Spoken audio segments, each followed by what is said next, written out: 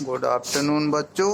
मैं कक्षा 6 का जो पहला पाठ पढ़ाया था उसका अभ्यास करने के लिए जा रहा हूँ।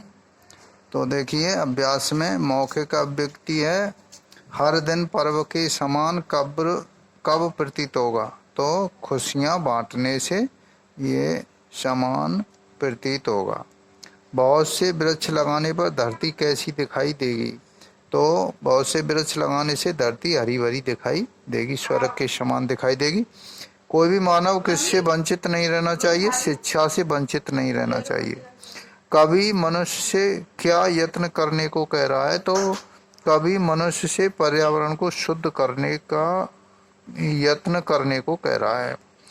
लिखित अभ्यर्थी में आइए, सही उत्तर वाले विकल्प पर निशान लगाना है। कविता में जो कार्य करने को कहा गया है वह है वृक्ष लगाना। अब आइए इधर, आप देखिए, कवितानुसार कोई भी मानव किससे वंचित नहीं रहना चाहिए, शिक्षा से। वायु प्रदूषण का नाश करते हैं क्या, ये हरे पेड़।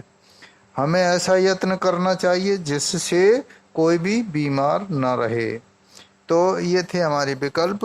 लघु प्रश्न में आइए, कविता में किन्हें दिखाने को कहा गया है, जो हरे भरे वृक्षों को काटते हैं उनको। पृथ्वी पर किसका भय नहीं दिखना चाहिए, दुष्ट प्रदूषण का भय नहीं दिखना चाहिए। वायु प्रदूषण का संहार किसके द्वारा संभव है, हरे वृक्षों के द्वारा।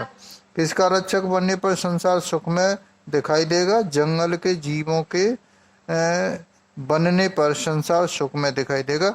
दीर्घ प्रश्न में प्रस्तुत कविता में कवि कौन कौन से कार्य करने को कह रहा है। तो प्रस्तुत कविता में कवि बहुत से पेड़ लगाने के लिए कह रहे हैं।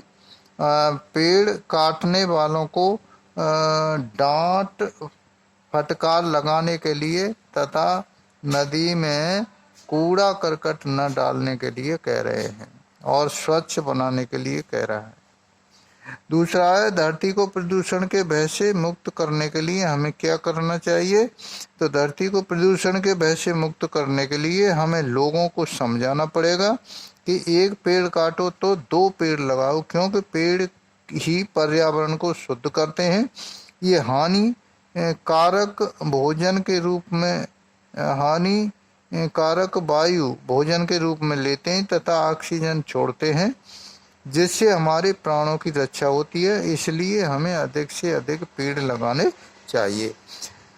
अब देखिए, ये भाववाचक संज्ञा बनाना है। स्वस्थ का स्वस्थता, सफल का सफलता, प्यारा का प्यारी, खुश का खुशी। इस तरीके से आप आइए आगे चलते हैं। सुंदर का सुंदरता, बुरा का बुराई। समानार्थक शब्द से ये मिलान करना है। धरती का भू, पेड़ का तरु, सरता का नदी, जंगल का अरण्य, वायु का समीर और मानव का व्यक्ति।